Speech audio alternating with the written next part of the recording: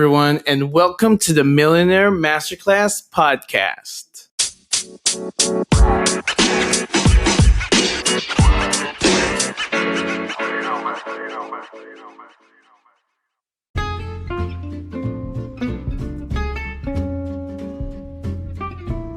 Our topic for today is how to budget like an investor. I'm intentionally not putting like the rich because it's too much clickbait. But before we start, I would like to set assumptions first so that you know how this is applied in your situation. So first, this should apply technically to anyone in the globe except for those in areas where you cannot access basic needs such as food, shelter, clothing, as your priority is survival and health. This podcast is for those who are having a 9-to-5 job and you want to either get rich or have financial stability to provide for yourself and your family. So let's begin with your early stage of your 9-to-5 career. You may be around 20 plus years old and getting money just right where you pay rent and live by yourself. Depending on the country, you may receive your salary either a weekly basis or twice a month. Your situation could be like you're just starting to build your wealth, but there are temptations around, like malls and online stores that you want to indulge yourself. But of course, you have priority expenses such as your bills. Let's call these expenses as needs.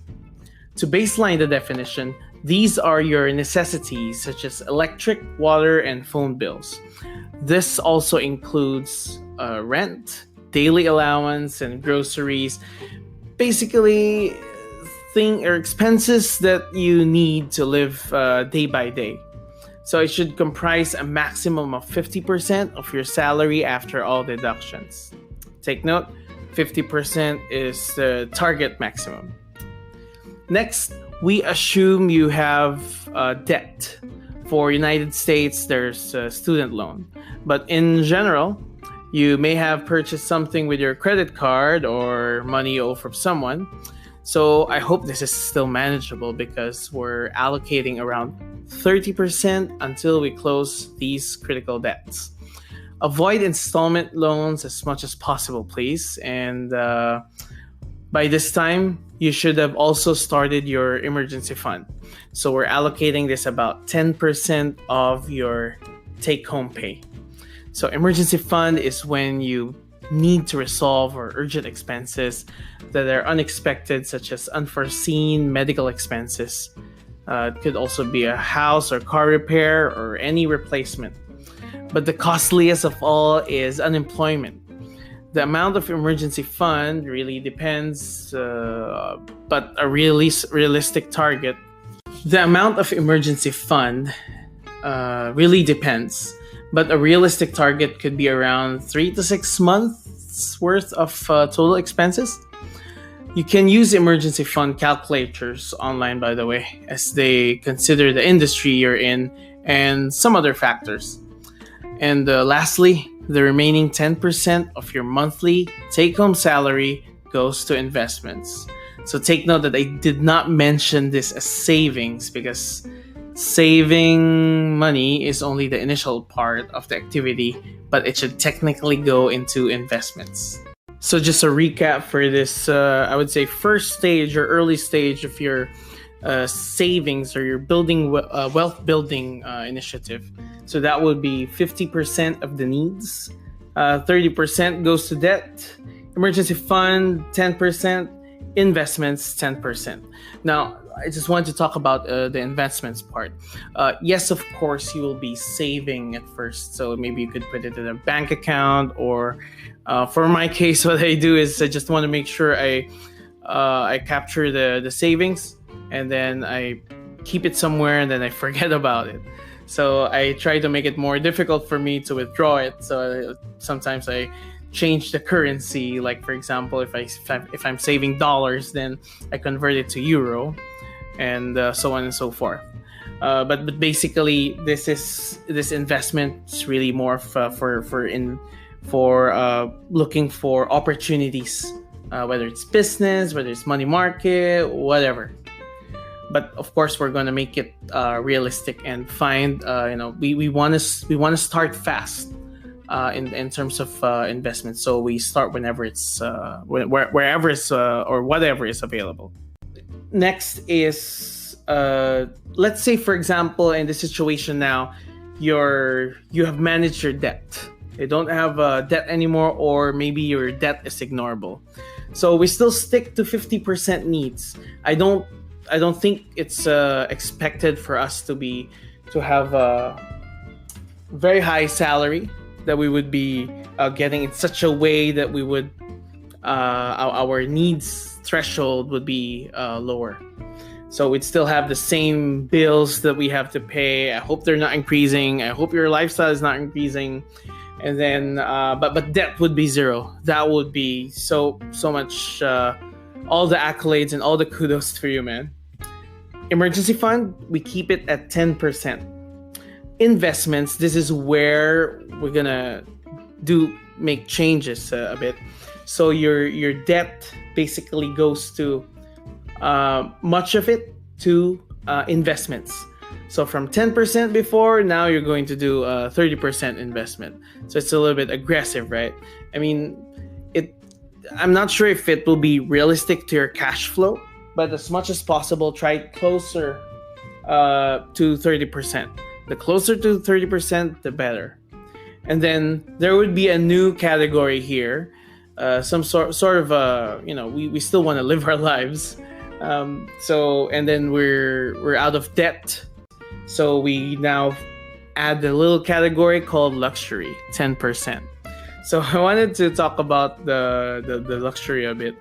So this is really more of I don't know. Well, depends on your hobbies. Like I don't want to start with subscription, but I don't know. Maybe Spotify or Netflix subscription or Amazon subscription, whatever. May go into this, but I'm a little bit worried about those subscriptions because it's already on a monthly basis, and we want to make sure you get the most value out of each subscription you purchase. So actually, what I did was I tried to reduce my subscriptions that are unnecessary. For example, is this PlayStation Network. Nothing against PlayStation, by the way. Love playing games, but it's just that I had to reprioritize. Okay, so luxury could also be like I don't know, a new phone or a new designer bag, whatever. You know what I'm talking about, guys, right? So eating out as well, dating when you want to shoulder the bill, the restaurant fee charge. But basically, those things fall under luxury. Anything that you can live without, that's under luxury by principle. Okay, so if ever, let's say, for example, you have these imaginary envelopes. You have this imaginary envelope for needs, for emergency, for investment, and luxury. Let's say you have a lot of stash placed in those needs, emergency, and investment envelope. But for luxury, it's zero. And then you see this something, I don't know, when you were walking in a mall, and then you see this something that you want to purchase, but there's a lot of money allocated for the needs, emergency, and investment in your envelope when you look at them, but in the luxury part, it's not enough. Question: will you still buy it by using other, getting money from the other envelopes just to fulfill your luxury? Of course, I think this question is a little bit obvious, right? So it's a no. Do not borrow from one bucket to another bucket. So it's like a mortal sin of this concept, because it defeats the entire purpose of this categorization, okay? So again, just for recap, in terms of if the situation is that you're more of in the early stage of your career, if you're 9 to 5, but you don't have debt, so 50% goes to needs, emergency 10%, investment 30%, luxury 10%. So a little bit about investments. I think you could I would just suggest you could go for look for side hustles around all over the net.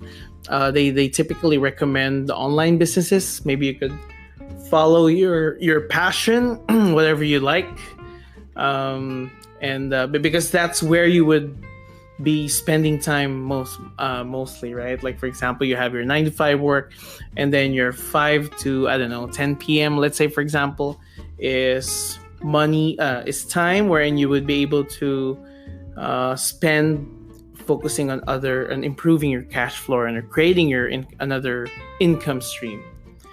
For my case, I started off with the money market. Okay, next is when you have completed or finished saving for your emergency fund. Not actually finished saving, but more if you've reached your 3 to 6 months worth of expenses for your emergency fund. So meaning, given that you don't have any job, you would be able to sustain yourself for about 3 to 6 months, because you would be able to still pay your bills every month without having any job or any salary. So this is more of making sure you're sustainable for the next few months. So let's say you're done with that. Let's say you're done saving for the 3 to 6 months. My recommendation is to continue saving for emergency fund. So that's why we're going to keep it there at 10%.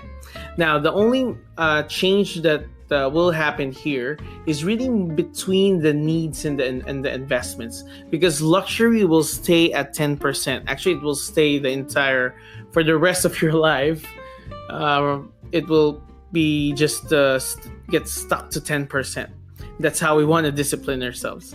But the changes that we're going to attempt here would be between the needs and the investments. So for the needs, let's say you increase your salary and your bills, your expenses are the same. It may have lowered a bit, but the expenses are the same. If, for example, you increase your take-home pay and you still keep the amount of expenses you have for needs, then it means the percentage will be lower. So let's try if you would be able to lower it down to 40%. And then whatever was lessened there, you add it to the investment. So let's say, for example, from 50%, you were able to bring it down to 40%. I'm referring to the needs, okay? Then there is a 10% improvement from your needs category. That's where you're going to move the 10% from needs to investment. So your investment before, let's say, is 30%, add 10%, it becomes 40%.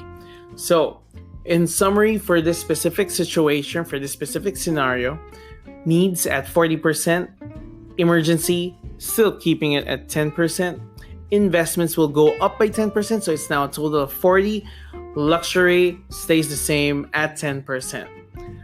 Now, let's say you have, hopefully you have tried some improving on your cash flow.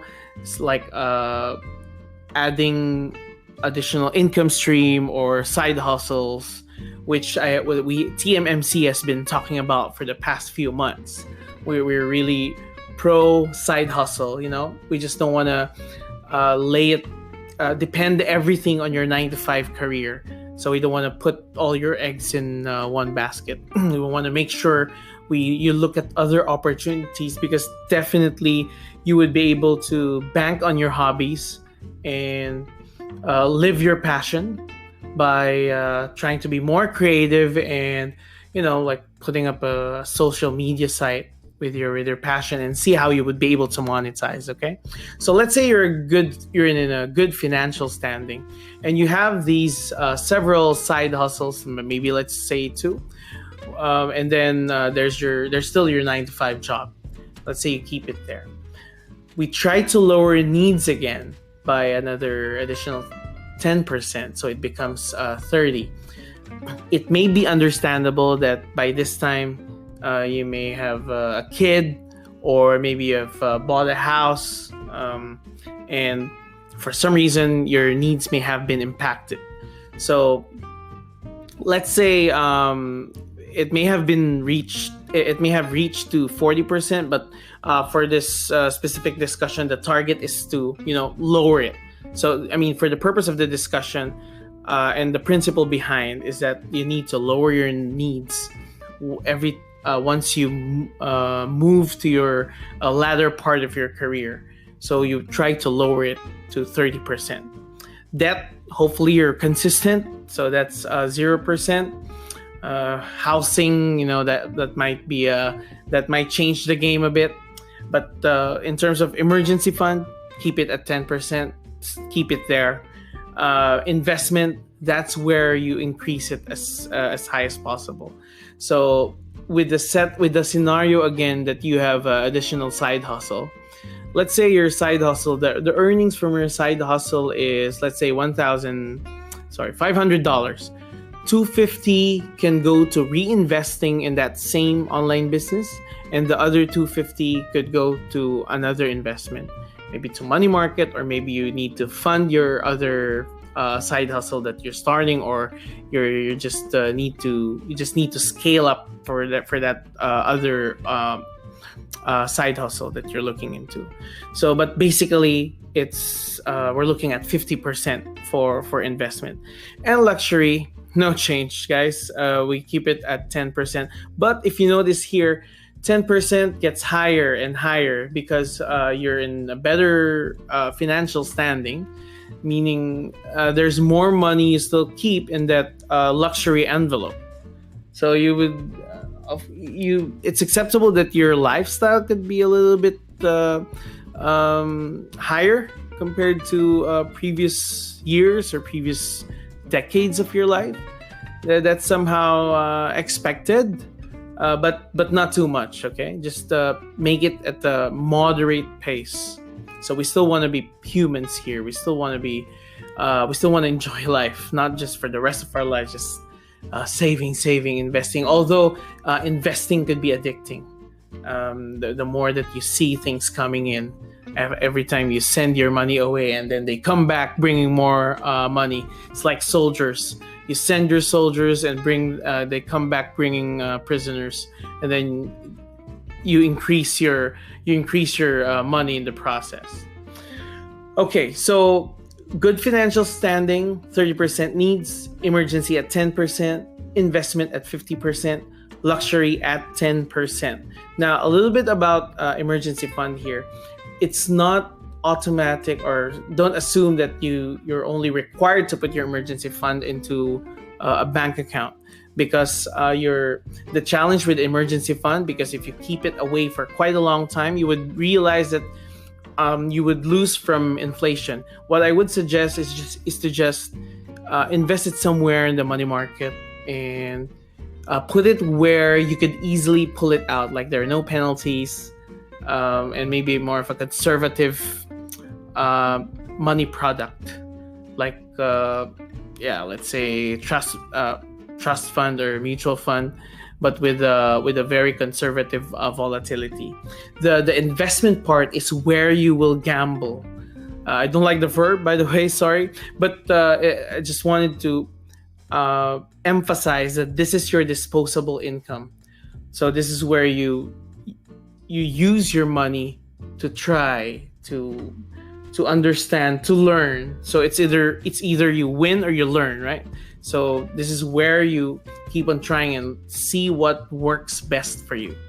So that investment part may not be part of this specific podcast, but maybe we could have a separate discussion on that one, or maybe we could have an interview sometime with some experts in terms of investments, especially with business management, right? Like starting up a studio or starting up an online business. So definitely we'll have more on that. I think we would have some good good friends who have become successful with their online businesses, so they would be happy to share us some of their experiences. Okay, so I think that's it about the partitioning of your salary. So of course, this is more for recommendation. It's not really a fixed rule that you have to do 50%. You still modify it based on how it would work for you. But I explained it. I explained it, yeah, on the based on the principles. You keep the principles in mind, so just so that you would be able to apply or manage the categories in such a way that your money keeps on growing, your bank account keeps on thriving, and you would be, you're on your way to your journey to success. Which leaves me to saying goodbye for now, and I'll see you in the next podcast. Thank you very much for listening. Have a nice day. Bye-bye.